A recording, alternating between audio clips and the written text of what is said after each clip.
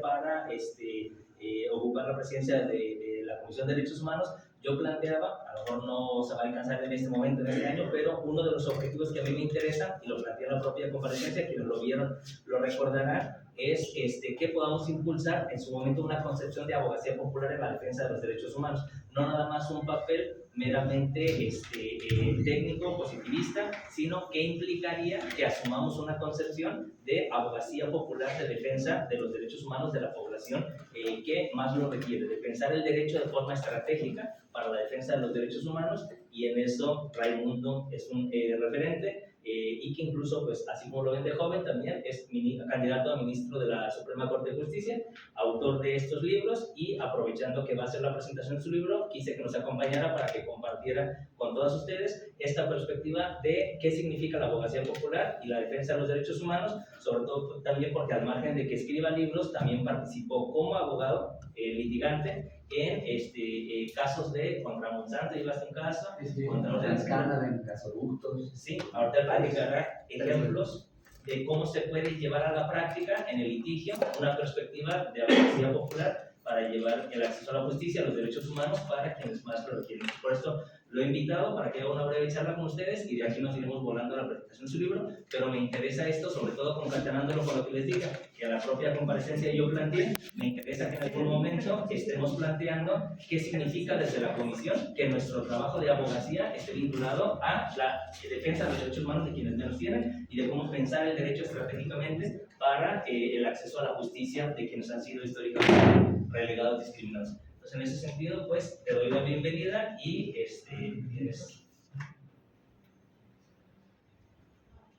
¿listo? Te doy la bienvenida y, pues, adelante. Pues muchas gracias, Manuel, por la oportunidad de, pues, aprovechar la visita para conocer la Comisión Estatal de Derechos Humanos de aquí del estado de Colima, poder platicar con ustedes, que son quienes le dan vida, ¿no?, a la importante función que tiene esta institución dentro de la articulación de lo que es el sistema, pues el sistema mexicano de protección de derechos humanos, ¿no?, el sistema no jurisdiccional. Bueno, pues es un gusto para mí estar con ustedes, tener esta oportunidad de platicar, pues, un poquito de mi experiencia, ¿no?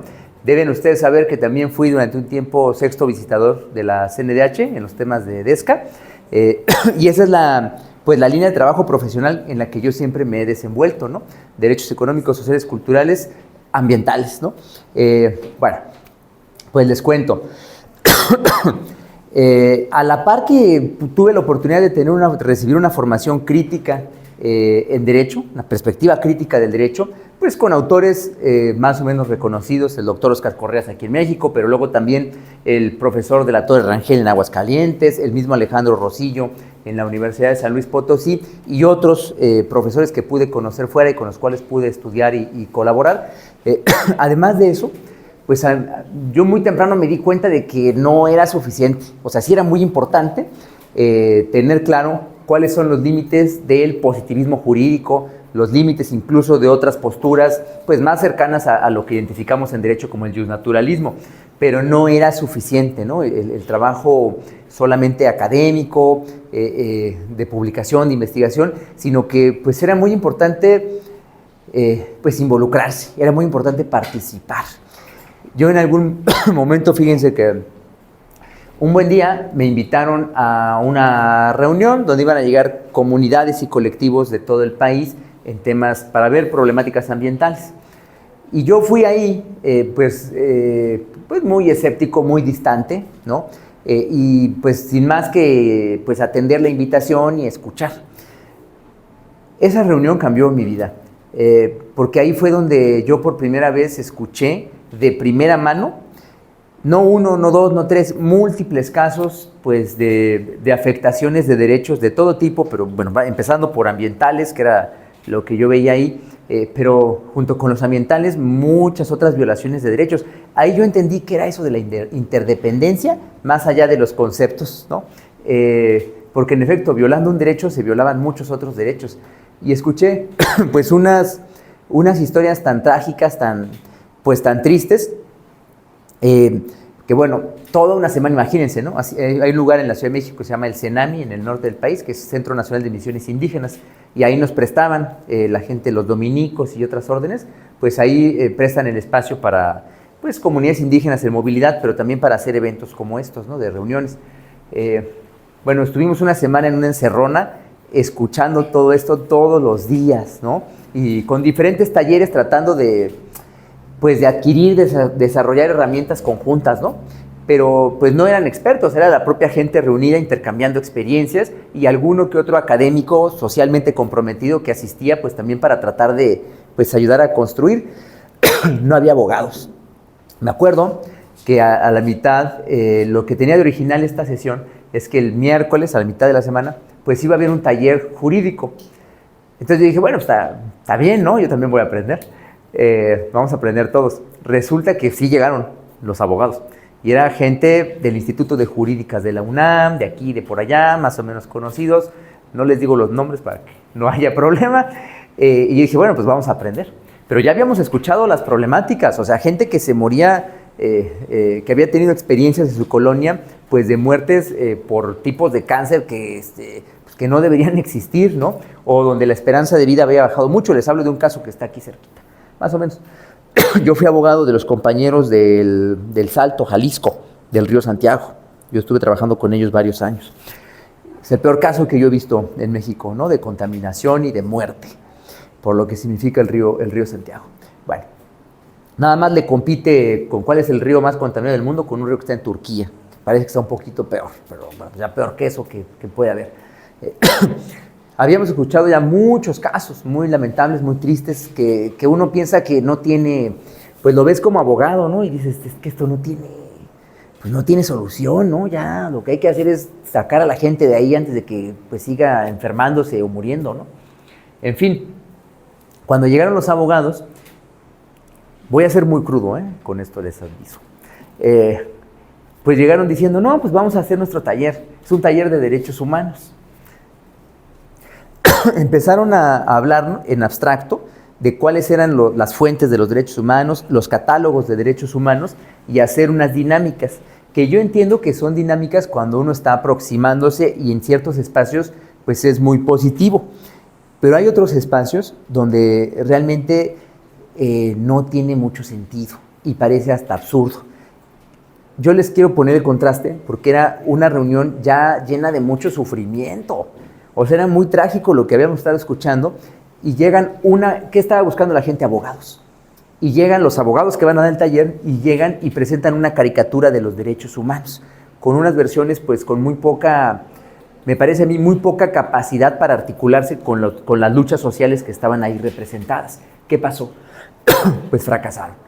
O sea, nunca lograron comunicarse ni ser empáticos con la gente que estaba ahí sufriendo y que necesitaba, sí está bien, saber que tienen muchos derechos reconocidos por aquí y por allá y que hay un sistema jurisdiccional y uno no jurisdiccional, todo está bien, qué bueno. Pero la gente lo que necesitaba era, en concreto, abogados que los pudieran apoyar en juicios concretos, procedimientos administrativos concretos, ¿no? Que ya urgían porque se estaban muriendo, se les estaba yendo la vida en eso. De ese taller no lo sacaron. Yo me quedé así que, bueno, o sea, para mí fue evidente, ¿no? Que no hubo ese clic, no fue empático lo que pasó ahí con los problemas, con las necesidades que había.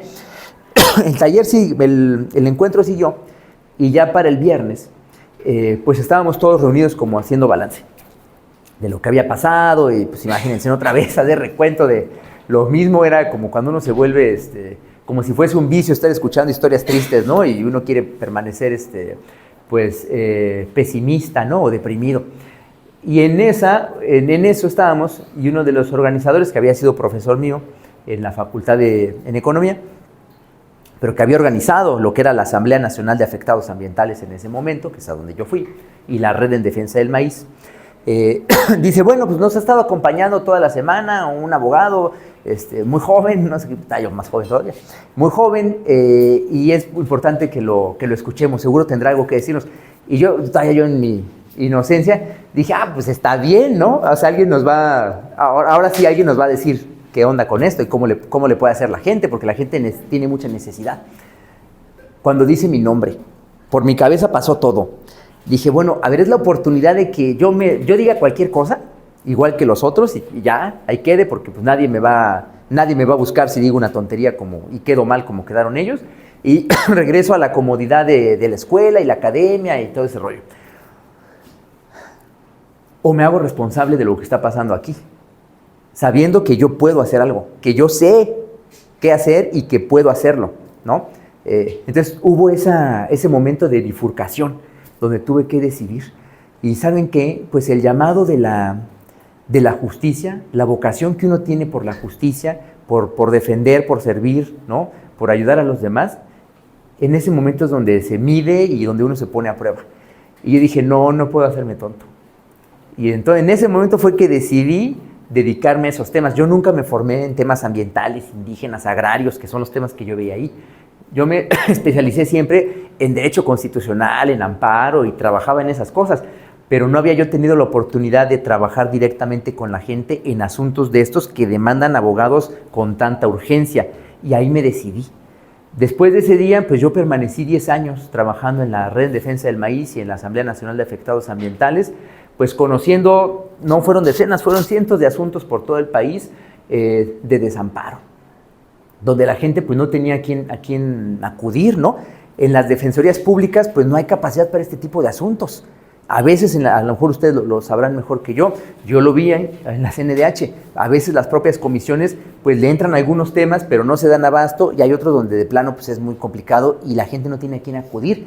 Para estos asuntos, un abogado tradicional, ¿no? De un despacho formal que lleve este asunto, pues se presta para muchas cosas. Primero, pues para lucrar con las tragedias que ya las personas están viviendo.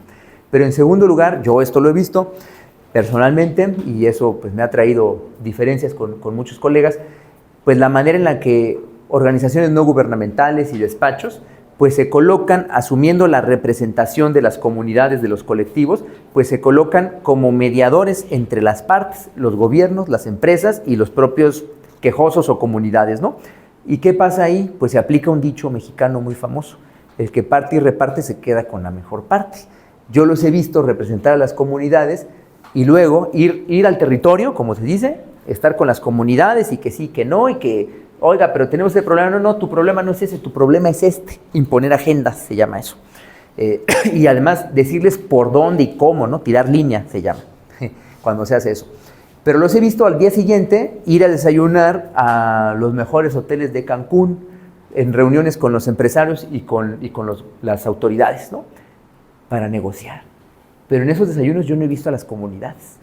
Las comunidades quedan por acá, quedan atrapadas, quedan presas dependiendo de los abogados a los que ya les firmaron y les dieron la autorización para que ahora su firma sea la que valga. Ellos quedan por detrás y luego el abogado va y arregla el asunto como mejor entiende que haya que arreglarlo. Un abogado que no tiene la formación, una formación crítica en derecho, un abogado que no tiene compromiso social, ¿no? Un abogado que técnicamente a lo mejor es muy bueno, ojalá sea así, no siempre es así, pero un abogado que no tiene empatía con la causa social que está defendiendo o que dice defender, porque lo que le interesa más bien es ver de qué manera sí lo resuelve, pero resolviéndolo, de qué manera también él obtiene ganancias, ¿no? Esa práctica pues se reproduce mucho en este tipo de asuntos, donde se juegan derechos colectivos, pasa mucho en derecho agrario, en derecho indígena, en derecho ambiental, ¿no? Pasa mucho en este tipo de asuntos.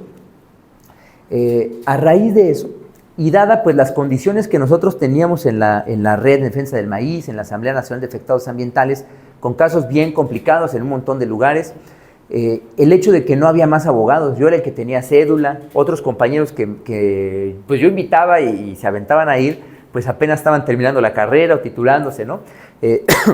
Asuntos además, fíjense, donde se requiere muchas veces la colaboración de científicos, porque los peritajes son muy complejos. El caso del río Santiago, pues no lo pueden resolver porque ningún peritaje alcanza, ¿no? O sea, no solo económicamente, sino que ninguno es suficiente por la cantidad de tóxicos y de nexos causales que hay que identificar para poder establecer responsabilidades. Es muy complicado, ¿no? Entonces se requiere también la participación de la academia, de científicos, ¿no? Para peritajes y demás. Bueno, pues eso también muy limitado, sin recursos para poder llevar adelante la lucha, y me refiero sin recursos, complicaciones para sacar copias, pero complicaciones para andar trayendo y llevando al abogado de la Ciudad de México, que es donde yo vivía, todavía vivo, a los diferentes lugares del país, ¿no? Pues era muy difícil estar pagando eso. En fin, una serie de complicaciones prácticas y materiales, ¿no? En todo este tema nos llevó pues a ser muy creativos e imaginar de qué manera podíamos salirle al paso a esto, ¿no? Y fíjense que a mí me sirvió mucho haber conocido un librito de hace muchos años del doctor Jesús Antonio de la Torre Rangel, que precisamente él trató de hacer un manual como de auxilio jurídico para comunidades agrarias, campesinas, ¿no? Indígenas. Hace muchos años, antes de que él se volviera un teórico más reconocido, un primer libro que hizo siendo todavía litigante era ese manual. Yo lo conocí, me pareció muy interesante porque pues trataba, como este libro, no sé si lo han visto, un libro que se llama Donde no hay doctor.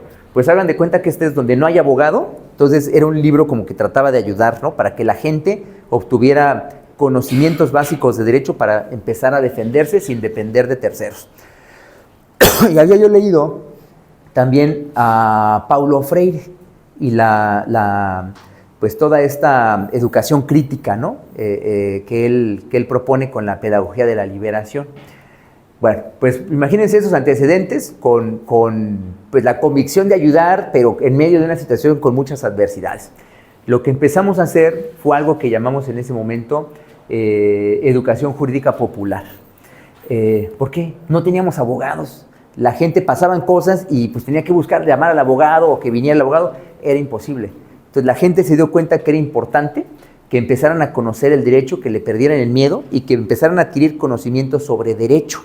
Y el papel entonces de nosotros pues ya nos fue ponernos por encima del proceso social como si nosotros fuésemos los sujetos, sino facilitar que la gente se convirtiera de víctimas, ¿no? O de sujetos pasivos en sujetos activos, conscientes, reflexivos de su propio proceso, ¿sí? Facilitándolo pues a través de una aproximación al derecho, de tal manera que ellos pudiesen adquirir estas herramientas. Ese fue el primer paso que dimos, lo empezamos a hacer en diferentes casos. Dos pues muy importantes pues fue los compañeros de comunidades mayas en el municipio de Bacalar, en Quintana Roo, que estaban enfrentándose a la empresa Monsanto por permisos que otorgó el gobierno mexicano para siembra de soya transgénica, ¿no? Y otro caso muy importante de éxito en esto fue en la Sierra Norte de Puebla, en la colindancia con Veracruz y con Hidalgo. Pues logramos, el asunto fue un gasoducto, el gasoducto Tuxpan-Tula. En ambos casos, con las limitaciones que dije, empezamos a hacer ese trabajo de educación jurídica popular. En muchos más, pero estos casos llegaron hasta el final. Pero luego nos dimos cuenta que si bien eso ayudaba, que para cuando iban las autoridades administrativas y les hablaban de consulta, o cuando iba la empresa a querer ver no sé qué cosas, de los permisos, pues ellos tuviesen más elementos para defenderse. Que cuando una ONG quisiera venir y venderles humo, pues ellos supieran que era humo. Pero no era suficiente. O sea, el paso que había que dar era litigar los asuntos, ¿no? Porque la gente estaba acostumbrada pues, a acudir a lo que parece más accesible, ¿no? Muchas de las veces son cartas que la gente manda a las instituciones. Muchas otras ocasiones, el único reducto al que la gente puede acudir pues, son las comisiones de derechos humanos. Pero difícilmente la gente puede acudir a tribunales con una demanda, porque hay que hacer la demanda, porque parece que eso solo lo pueden hacer los abogados, ¿no? Que son profesionistas del derecho. Pues el reto era demostrar que eso era falso y que se podía ejercer el derecho de otra manera y que los abogados podían participar en los procesos sociales de otra manera. Entonces fue cuando surge pues esta idea. Había yo trabajado con unos urbanistas que hacían algo que me llamaba mucho la atención, diseño y arquitectura participativos, que no es otra cosa que el hecho de que la gente misma se imagine y construya sus casas. Y era muy padre, yo iba con ellos luego y ayudábamos en todo eso, ¿no? Entonces me cayó el 20, tomé conciencia de que había que hacer algo así, pero para el derecho. A eso le llamamos después litigio participativo comunitario, que no es litigio estratégico, que no es esta otra forma que tienen, ¿cómo le dicen los gringos? De alto impacto, ¿no? O esto de, pues, somos un superdespacho y una vez al mes tomamos un asunto por el que no cobramos para ayudar a alguien, ¿no? O sea, esta cuota social que tienen los despachos norteamericanos, que ahora también, pro bono, que ahora también aplican aquí en México, ¿no? Gracias. No es eso. Empezamos a desarrollarlo y como la gente ya tenía más formación jurídica, pues resulta que empezaron a participar en la elaboración de las demandas, en la preparación de las pruebas, en los alegatos. Yo ya no fui, yo casi nunca fui a ver a los jueces ni a los magistrados cuando ya íbamos en segunda instancia. Todo ese trabajo de acercarse con secretarios, con proyectistas, con jueces, con magistrados, todo ese trabajo lo hacía la propia comunidad, las comunidades. Eso fue muy importante porque la gente se dio cuenta que eso del derecho era algo a lo que ellos podían acceder directamente y que ellos, sin ser abogados, podían también tener participación y podían incluso dialogar con las autoridades, ¿no? Todo eso pues fue, además de lo estrictamente jurídico, la verdad es que para el fortalecimiento del proceso social, para la construcción y consolidación de sujetos sociales, porque de eso se trata, de nada sirve tener una sentencia muy bonita donde dicen que ganas si no hay un sujeto social detrás, si no hay base social detrás. Bueno, todo eso sirvió para que la gente se uniera, se identificara y se constituyera como sujeto de sus propios procesos, ¿no? Y finalmente, además, en estos dos casos que les conté, pues fueron casos donde se ganaron todos los juicios, ¿no? No solamente los 2 juicios contra Monsanto, los juicios contra la empresa TransCanada en el Tuxpan-Tula, sino que luego de ahí, pues ellos siguieron llevando adelante también otros procesos donde pudieron defenderse mejor gracias a que no estuvieron dependiendo de terceros y adquirieron herramientas que antes parecían vedadas para ellos, ¿no? Que no habían estudiado derecho, que no eran profesionistas, que eran indígenas. Todo eso pues no son más que sesgos y prejuicios que uno tiene. El papel de los abogados debiese ser facilitar esa reapropiación social del derecho, ¿sí? Que las comunidades pueden llevar adelante para constituirse como sujetos de sus propios procesos sociales y también jurídicos, incluso judiciales, ¿no? Esa es la experiencia que yo les quiero compartir esta tarde. No fue conceptual, ¿no? Pero bueno, yo he escrito mucho sobre esto, tengo libros, entrevistas, hay documentales que nos han hecho en los diferentes casos sobre esto, los pueden ustedes consultar. Ahí lo van a ver con mucho más detalle y narrado en voz de los protagonistas, porque los protagonistas de esto no son los abogados, los protagonistas de esto son la gente, ¿no? La justicia está en la gente, no está en los abogados. A nosotros nos toca facilitar todo eso y servir para que eso suceda, ¿no? Pero los protagonistas no somos nosotros, los protagonistas son la gente. Y ahí es donde uno tiene que poner todo el entusiasmo y toda la capacidad que tenga, toda la claridad política que uno pueda tener, las herramientas que uno ha adquirido en experiencias con otros, pues debe ponerlas al servicio de estas causas, ¿no? Bueno, pues eso es lo que yo les puedo contar sobre abogacía popular desde mi experiencia. Espero haberlo hecho de una manera pues amena, no metí los conceptos, pero si alguien quiere adentrarse en esto, ahí están las experiencias, las pueden ustedes consultar directamente, ¿no? Y bueno, pues les agradezco mucho, Manuel, muchísimas gracias por la oportunidad y a todos, compañeros, muchas gracias por el tiempo que me dan en esta visita relámpago a Colima. Espero tener la oportunidad de visitarlos después con más calma y que platiquemos también de otros temas. Mis libros los pueden ver en mis redes sociales, en mi página. Ahí los pueden descargar, ahí pueden consultar y ahí también hay un montón de links de materiales y en el canal de YouTube pueden también ver pues, los documentales, las entrevistas y todo esto que... Raimundo Espinosa Hernández, con mi nombre lo pueden encontrar, Raimundo Espinosa Hernández en TikTok, en YouTube, que es donde está el grueso de los videos completos, las conferencias y todo esto. Mi página, también Raimundo Espinosa Hernández, o La maquinización del derecho, que es uno de los libros que le traje de obsequio a Manuel, es un libro sobre derecho y tecnología. Ahí pueden encontrar estas obras y otras para que las puedan descargar también en la página de Facebook y en X y en TikTok, ¿no? Y bueno, pues yo quedo a sus órdenes, compañeras, compañeros, y un gusto y muy agradecido de que me reciban aquí en la Comisión Estatal de Derechos Humanos del Estado de Colima. Muchas gracias.